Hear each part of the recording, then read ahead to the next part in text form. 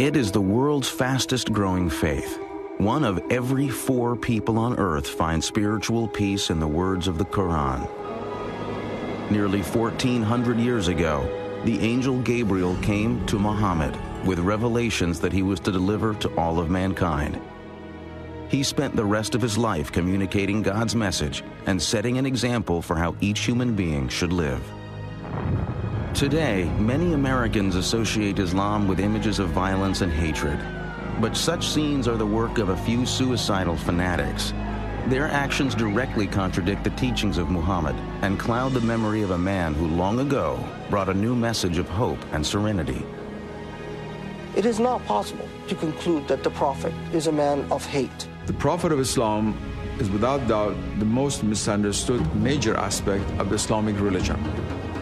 Who was this man who founded Islam and brought spiritual comfort to so many? Muhammad is often thought to be worshipped as Jesus is worshipped by Christians. This is absolutely and categorically not the case. He was an ordinary human being with the same emotions, the same fears, the same insecurities that we live with. Today, Muhammad's words of tolerance and peace offer many the same guidance as they have for centuries. God's messenger, the Prophet Muhammad.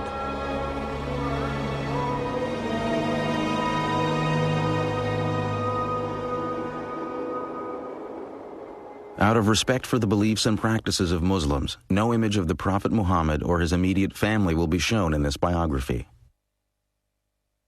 Allahu Akbar, Allah. 5 times each day, over 1.5 billion people turn toward the ancient city of Mecca and offer their prayers to Allah. From New York to Indonesia, from Nigeria to the steppes of Central Asia, Muslims repeat the words first learned 1,400 years ago from the lips of a humble merchant and gentle teacher named Muhammad. There was a time when he was very poor and he had only one blanket and he needed it, but there was a cat sleeping on the blanket. So he tore that part out, which was under the cat, because he did not want to disturb the cat, and he took the rest of the blanket and went away. The life of Muhammad ibn Abdullah began in 570 of the Common Era. He was born in Mecca, a thriving trading community in the land that is today Saudi Arabia. No one could have known that the life of this child would become the foundation of a religion that would one day change history. At the time of Muhammad's birth, Arabia was a harsh, barren land, broken only by the occasional oasis. The Arabs who lived in this demanding world migrated from site to site, struggling to live off their flocks in the harsh desert. To survive in such a place, Arabs depended on the support of their tribe. The tribe protected them from harm, not only from the desert, but also from the endless raids and vendettas launched by other tribes. Social life in pre-Islamic Arabia was grim, and Muhammad was born into a time of violence, turmoil, and despair, not unlike our own. The basic structure of social organization was the tribe. But the desert nomads also depended on other Arabs who had gradually built small cities where they engaged in commerce. The most prosperous of these cities was Mecca, home to the young Muhammad. Muhammad was a member of a tribe called the Quraysh, who had left the nomadic life and become prosperous as caravan traders. Muhammad had been raised an orphan. By the time he was 8, he was under the care of an uncle who was head of one clan of the Quraysh tribe. As the primary tribe of Mecca, the Quraysh were also the keepers of the Arabs' holiest religious shrine, the Kaaba. Although a deity known as Allah was recognized, many other gods and goddesses were also worshipped at the ancient Kaaba. Arabs prayed to over 300 idols that stood in and around the sacred cube-shaped structure. It had a very important social and political consequence because it was a holy place and all violence was forbidden in a 30-mile radius around the Kaaba. Trading had brought wealth to Mecca, But jealousy and constant feuds were breaking down the old tribal system. The rich were ignoring the poor. Some felt that the old Arab religion needed change. Jews and Christians had had their prophets of reform. Just as Moses and Jesus had provided inspiration and renewal, many in Mecca now longed for a new spiritual revitalization.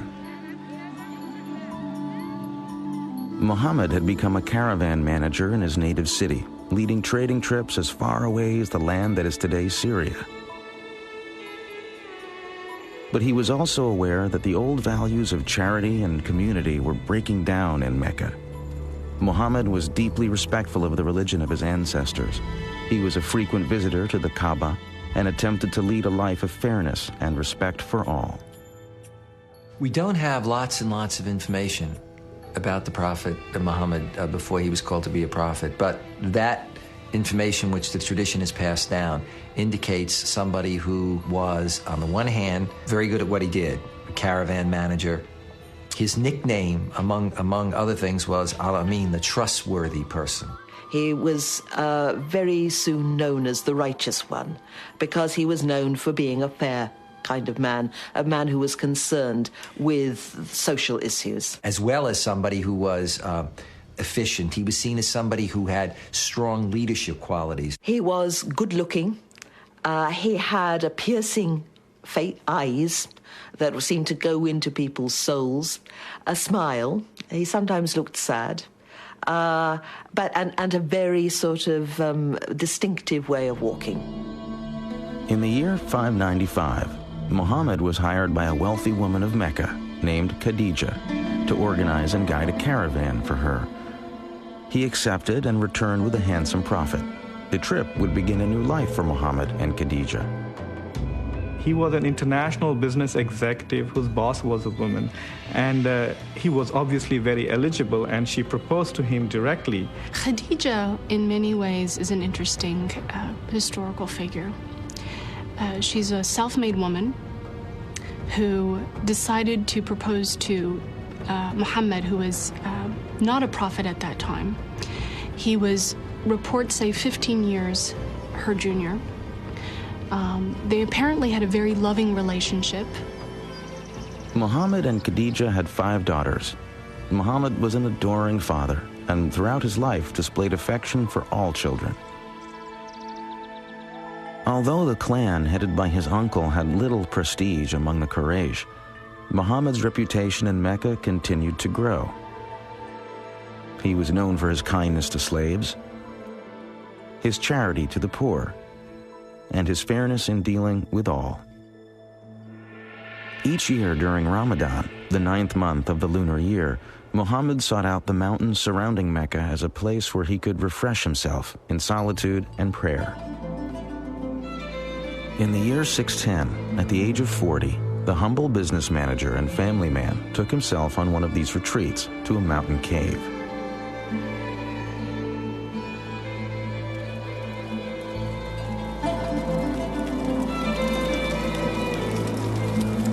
Day and night, Muhammad remained in the cave to fast and pray. One night, as flames danced on the darkened cave walls, Muhammad's life changed forever. Suddenly, an angel in the form of a man appeared and commanded him, "Proclaim." Muhammad was terrified and confused and said he had nothing to proclaim. The angel clasped Muhammad in a suffocating embrace. Harder and harder he was squeezed until it seemed the last breath of life would be wrung from his body.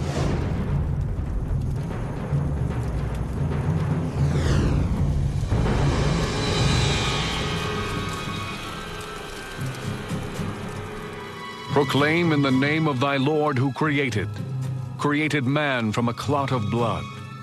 Proclaim, and thy Lord is most bountiful. Muhammad was terrified and ran from the cave. He was sure something awful was happening to him, but as he scrambled over the mountainside, the angel returned and spoke again. O Muhammad, thou art the messenger of God, and I am Gabriel. He was terrified. I think any of us would be if we suddenly started receiving voices and seeing visions of angels. The traditions about the life of the prophet present him as coming back from this experience profoundly shaken. Petrified with fear from a mystical experience he did not comprehend, Muhammad rushed to Khadijah.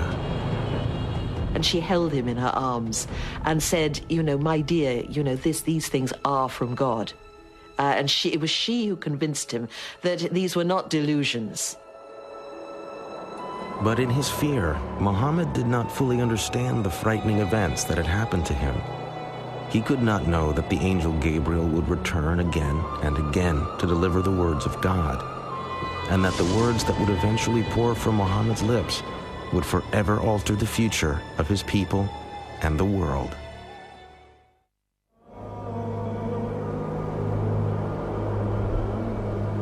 In the year 610, a 40-year-old Arab businessman with a wife and a family had been suddenly visited by an angel and commanded to become God's messenger.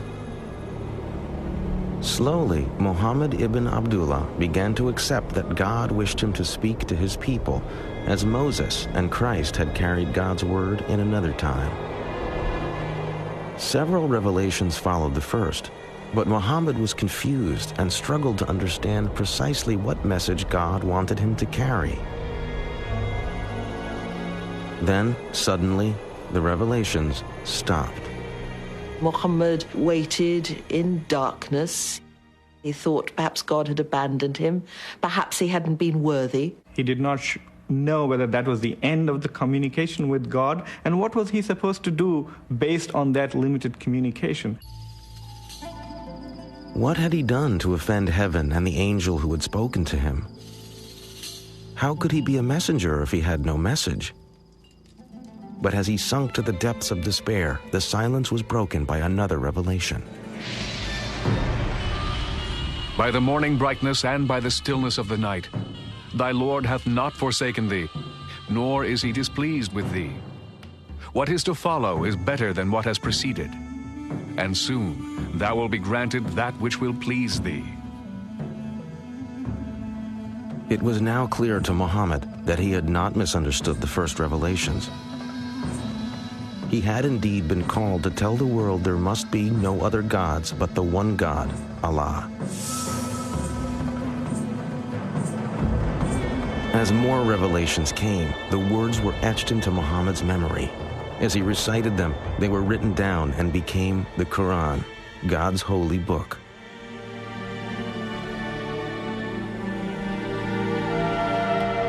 At first, only Khadijah and a few close friends and family accepted the Quran. But little by little, Muhammad started to speak out, and Arabs and other clans of the Quraysh began to embrace the message. The words of the Quran clearly had great impact, for his listeners responded to the words not as religious instructions, but as poetry. Before the rise of Islam, the Arabs did not have great architecture, did not have great art of textile, or practically no calligraphy, but that very great poetry, oral poetry. That was the supreme art. And so what had developed at that time was a culture in which poetry played the role perhaps of television programs, maybe soap operas, even more in our modern culture. In towns and cities or in simple Bedouin camps in the desert, those Arabs who could perform poetry and music had enormous status. Now, as Muhammad chanted the verses of the Quran, the words became music as he touched a deeply spiritual nerve in his listeners. Many stepped forward to embrace Islam and its message, but for Muhammad, they were not accepting something new, simply returning to an old religion. In many ways, the prophet was calling people back to the one true faith, to the faith of Abraham, and back to the one true God, not to a new God, but it was to the one true God whose revelation had gone to Adam, Abraham, Moses, and Jesus. And therefore, Muhammad, in every sense of the term, is a reformer. So far, Muhammad had avoided any mention of the idols that stood in and around the Kaaba. Now he announced that the Quraysh would have to stop worshiping all other gods. He demanded a radical new expression of faith. The words began. He is Allah, the one and only. Allah, the eternal, absolute. He begetteth not, nor is he begotten. And there is none like unto him. There could be no greater loyalty than to God. Not to any tribal deity, not to some traditional idol, not even to the tribe. This mild-mannered merchant was now demanding Arabs forsake the gods of their ancestors. Their real identity was rooted in their family and clan and kin connections, because it was that gave them a position in the world. When Muhammad comes with a new set of religious ideas, or is trying to renew a set of religious ideas focused on monotheism, people whose ancestors had been pagans said, what's happened to our grandfathers, our great-grandfathers? And Muhammad had to say, well, they're burning in hell because they didn't believe in one God. This new commandment was to be called Islam, meaning an act of surrender to God's will. For some, initially, they could simply dismiss the prophet, since this was so out of whack with the society, as somebody who was out of his mind, as somebody who was deluded. But as he began to develop this seminal community, and as the prophet, given his conviction, was so public in preaching this message, then more and more of this was taken by the Quraysh establishment as a direct threat. The new message of Islam now ripped the fabric of the Quraysh community. Soon, like Jesus before him, Muhammad's ministry was turning father against son, family against family. The establishment certainly feared that a man who claimed to be receiving special messages from Allah, the high god of the Arabian pantheon, would soon demand greater political powers. The most powerful Quraysh leaders turned on Muhammad and his followers. Muslims were tortured. Some were whipped, others staked for days in the fierce Arabian sun.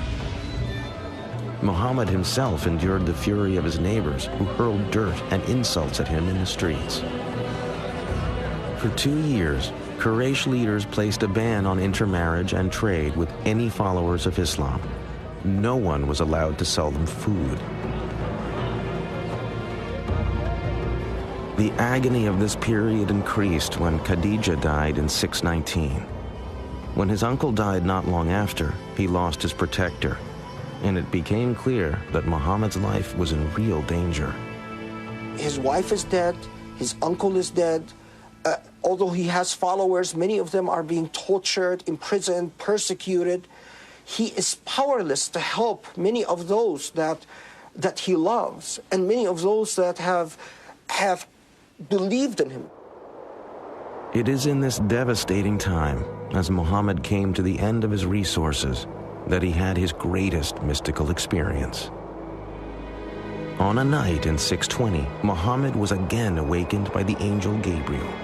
The angel presented him with a winged horse-like creature that flew the prophet through the night sky to Jerusalem. There he was greeted by Abraham, Moses, Jesus, and all the other prophets. At last, the creature took him higher and higher beyond earthly space and time. Muhammad departed his physical body, and his spirit at last stood at the summit of the universe.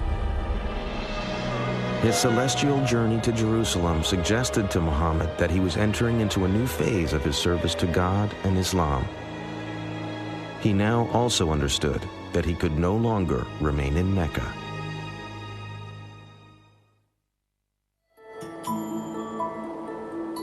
Over 200 miles to the north of ancient Mecca lay the fertile oasis of Yathrib.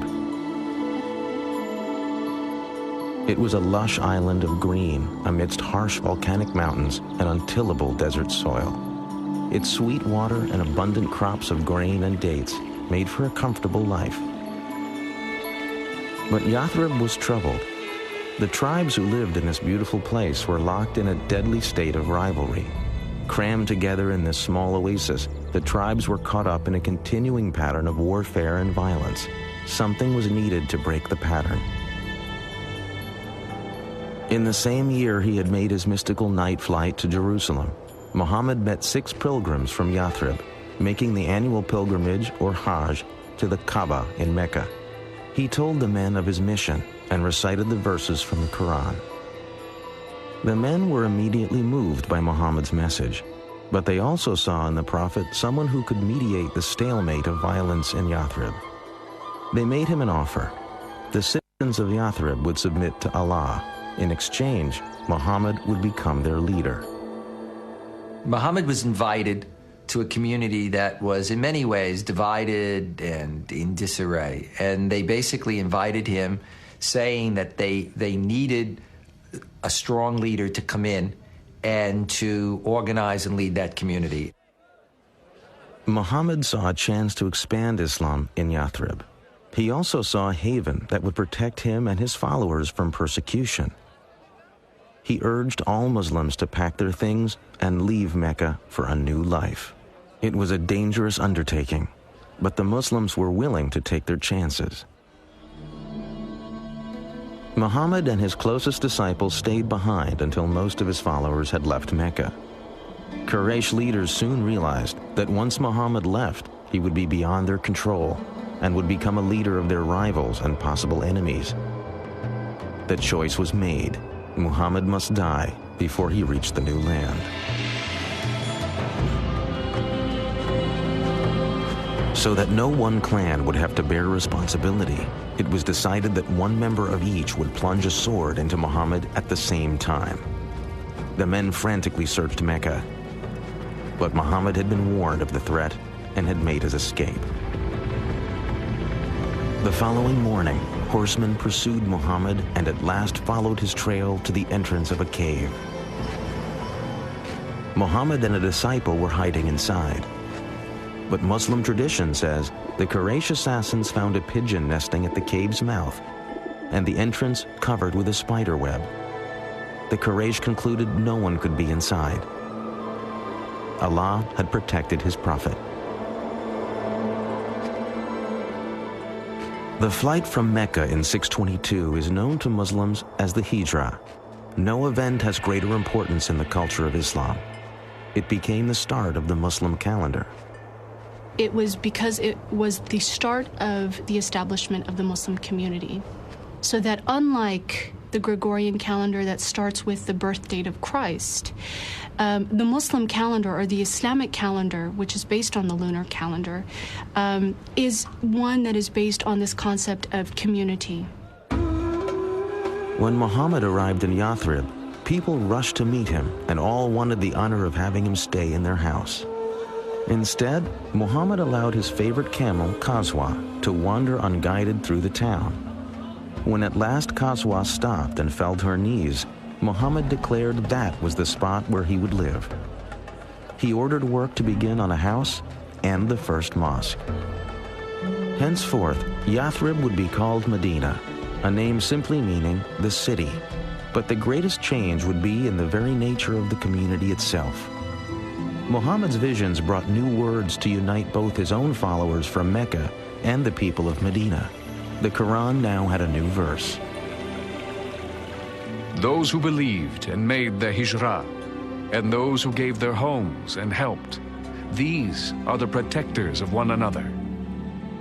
What he began to create in Medina was something that was absolutely unheard of and novel in Arabia. It was a community bound together by an ideal, by a shared ideology, by a shared religion, not by blood. He was creating, as it were, a super tribe where people were not related to one another, but they were related to one another in faith and by agreement. If you think about 7th century Arabia being based on tribal kinship, the idea of a community based on a faith that anyone could join, slave, woman, man, rich, poor, dark, light, was revolutionary, and of course, very menacing for some.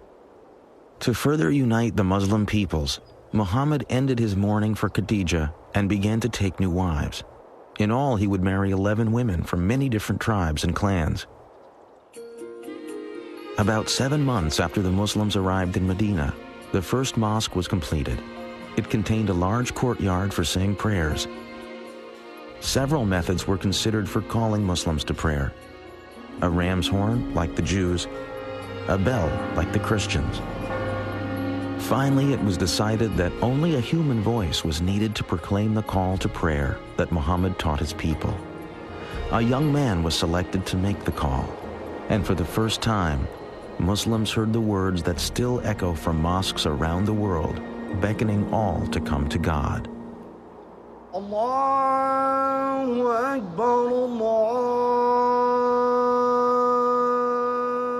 Akbar. I bear witness that there is no God but Allah. I bear witness that Muhammad is the apostle of God. Come to prayer. Come to prayer.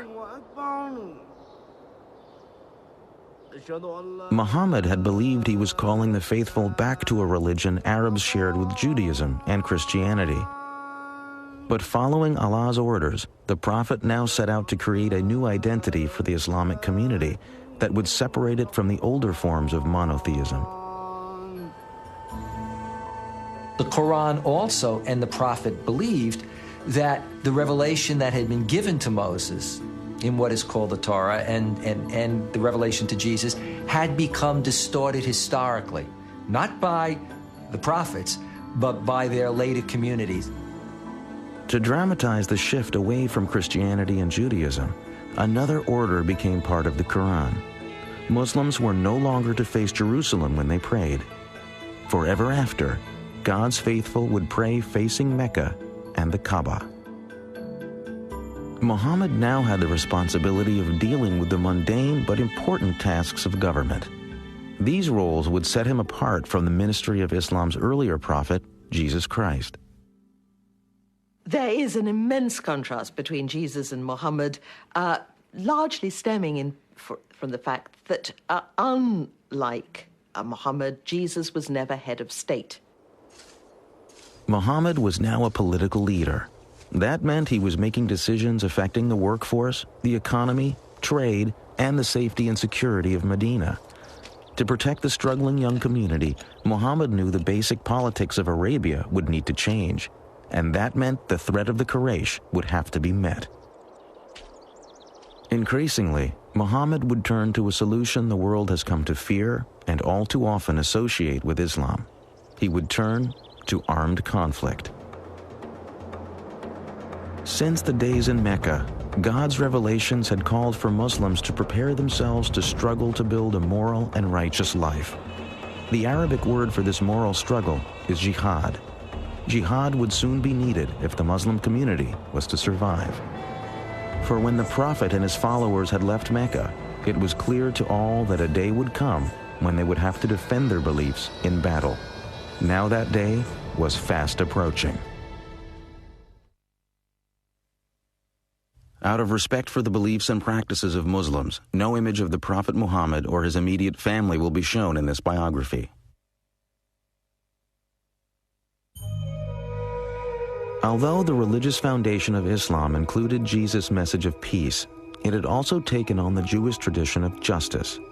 The Quran's verses that flowed from Muhammad's mouth were now beginning to include a message justifying armed defense of the community. Permission is given to fight because they are wronged. Verily, Allah is most powerful for their aid. They are those who have been expelled from their homes. Muhammad's plans for the defense of the community now began to include the word jihad. It is a term that is often cited by those who oppose Islam as evidence of the religion's reliance on violence and war. But the true meaning of jihad is something quite different. Jihad comes from the Arabic root jahada, which means struggle. It is consistently referred to as a struggle for the sake of God. If the jihad is financial, you respond financially. If the jihad is violent, you respond violently. And these become ways, again, of reestablishing peace. But in history, that notion of jihad then comes to be appropriated and hijacked at a very early period by extremists, and that then connects to what extremists like Osama bin Laden and Al-Qaeda do much later on, taking this concept of jihad to legitimate what they choose to do. Muhammad had spoken about jihad while the Muslims still lived in Mecca. But the new revelations now stressed a different side of jihad. They came at a time when Muslims in Medina were fighting for survival, for most had not been permitted by the Quraysh to leave Mecca with any valuables. When Muhammad and his followers arrived in Medina, of course they were then, in a sense, exiles from their hometown. They were, to put it bluntly, unemployed. They didn't have any obvious source of support. They weren't date farmers, and all the available land in this agricultural settlement was already spoken for. So they began to make raids. God had given Muslims the order to struggle. Now God's revelations allowed that struggle to include the right to survive. And so you also see the way in which jihad then comes to be defined as the right and indeed at times the obligation of Muslims, both as individuals and of the Muslim community itself, to defend itself, to engage in defensive warfare. Armed with the Quran's approval of defending their community, Muhammad chose a traditional Arab solution: defend yourself by attacking. Muhammad would lead an army to raid the most important Quraysh caravan of the year. Muhammad's plan was to intercept the caravan as it approached the wells of Badr near the Red Sea. But before his forces got to the wells, word of the Muslim army reached Mecca. Quraysh leaders were outraged that Muhammad would attempt to capture their caravan. 1,000 men marched out of Mecca to meet the Muslim army. Muhammad now knew the Quraysh would force him to fight. The night before the battle, the Prophet had no idea if his men were willing to die in what had now become war. But after listening to stirring speeches, his followers vowed to offer their lives for Islam. The Quraysh army outnumbered the Muslims by 3 to 1. But as the battle began, Muhammad revealed he had a great sense of tactics, and his warriors fought with ferocity. The Quraysh leaders had believed a show of force would be enough to defeat the Muslims. But by midday, it was the Meccan army that panicked and fled the field. The dedication and cohesiveness of the Muslim army had saved Islam.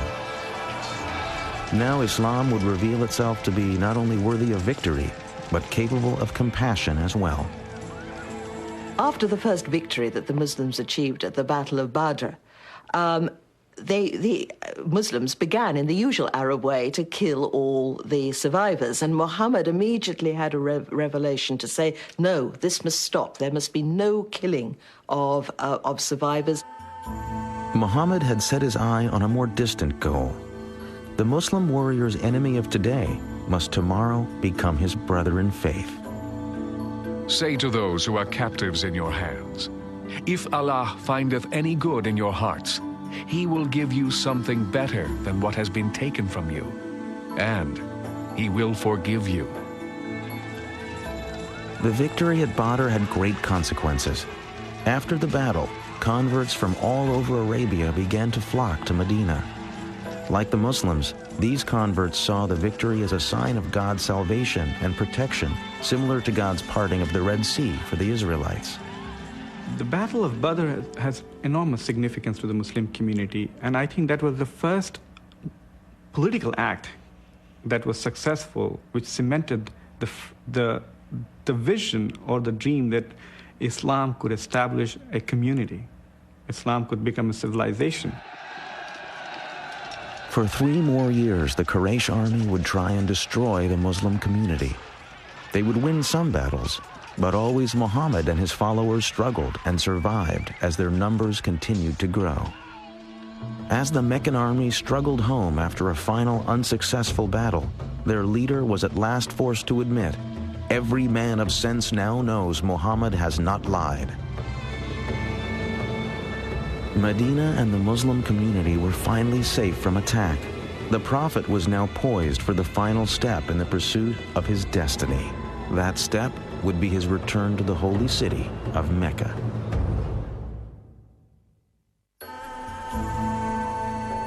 Muhammad's life in Medina was austere but comfortable. He had few possessions but wanted for nothing. He lived in quarters attached to the mosque, usually spending each night in the room of another of his wives. Muhammad's wives were a diverse group. One was a Jew, another a Bedouin. One was even his cousin. Most were chosen for various political reasons, but a few, such as his third wife Aisha, were clearly matters of the heart. Muhammad now told his followers that revelations from God said each man was permitted to take no more than 4 wives, and the husband was required to treat them all as equals. Marry women of your choice, 2, 3, or 4. But if you fear that you will not be able to maintain justice between your wives, then marry only one. The modern world has frequently come to view Islam as male-oriented at best and misogynistic at worst. But in truth, Muhammad's teachings brought women new rights that would not be achieved in the Christian world for centuries. The first was the right to life. The Quran forbade the practice of female infanticide, which had been common in early Arabia.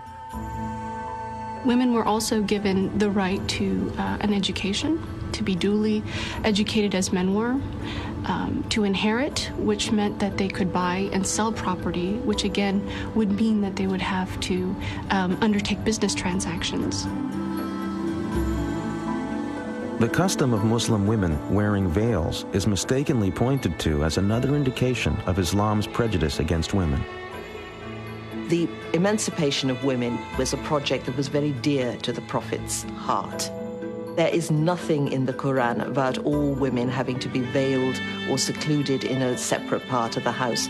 This is a practice that the Muslims picked up 3 or 4 generations after the death of the Prophet. I feel that being a contemporary educated woman is far more in line with what the Prophet would have aspired for a woman than what we've seen maybe throughout recent Islamic history. Muhammad had achieved enormous success. His followers had grown in less than 20 years from a handful to thousands of converts. But he could not complete his mission so long as the holy site of the Kaaba remained home to idols. In January of the year 630, Muhammad set out for Mecca at the head of an army of 10,000. As the Muslims approached the holy city, Meccan people made no attempt to resist. It was clear that the old gods of the Quraysh were powerless in the face of Islam. The Prophet had no desire for blood. He issued an amnesty as a symbol of his wish to unite all people as the children of one God. The only victims he sought remained sitting in the Kaaba. The Prophet entered the holy structure and proceeded to lead the destruction of all 365 idols as he recited the verse, "The truth has arrived and vanquished falsehood." Muhammad had validated his vision and proclaimed to the world the force and vitality of Islam. By the time of his death, June 632, the Prophet had brought peace to Arabia. He had transformed a religion of many gods into a powerful monotheism based on a moral and ethical guide for daily living. But Muhammad's death was actually the birth of the great age of Islam. Within 100 years, the words of the Prophet spread from Arabia to the world. As Arab culture mixed with Greek and Byzantine learning, an era of Islamic enlightenment brought enormous advances in mathematics, astronomy, medicine, literature, and architecture. Who would have thought today, let alone then, that a man who is described as born an orphan into a divided Arabian society, illiterate, a caravan manager, would create a religious tradition that within 100 years of his death, its physical presence would spill out of Arabia, go all the way to North Africa and all the way over to India. And he always warned his followers not to make him into a Jesus, not ever to say that he was divine. He was just an ordinary man, he said. The fact that he led what we might call a normal life, I think, makes him very appealing to many Muslims, to most Muslims perhaps. That he married, that he had children. These are all things, I think, that make him very approachable as a model for people. So many centuries after it ended, Muhammad's life remains the foundation of the faith he founded. Today, it is the fastest growing religion on earth. As these worshippers respond to the ancient call for prayer, each looks to the Prophet's example to provide peace and serenity in their daily lives. The ancient Kaaba remains in Mecca, and millions of pilgrims arrive each year to retrace the footsteps of the Prophet. The site of Muhammad's ascension on his winged creature to meet God is today the Mosque of the Dome of the Rock in Jerusalem. Muhammad's gateway to heaven has tragically become the focus of enmity and hatred between two peoples who trace their ancestry to the same beginnings. Some Muslims who partake of violence use the words of a compassionate man to legitimize their acts of cruelty and hatred. They cite verses of the Quran as inspiration for their monstrous ambitions. Since September the 11th, we've heard Osama bin Laden reciting some really blood-curdling verses from the Quran.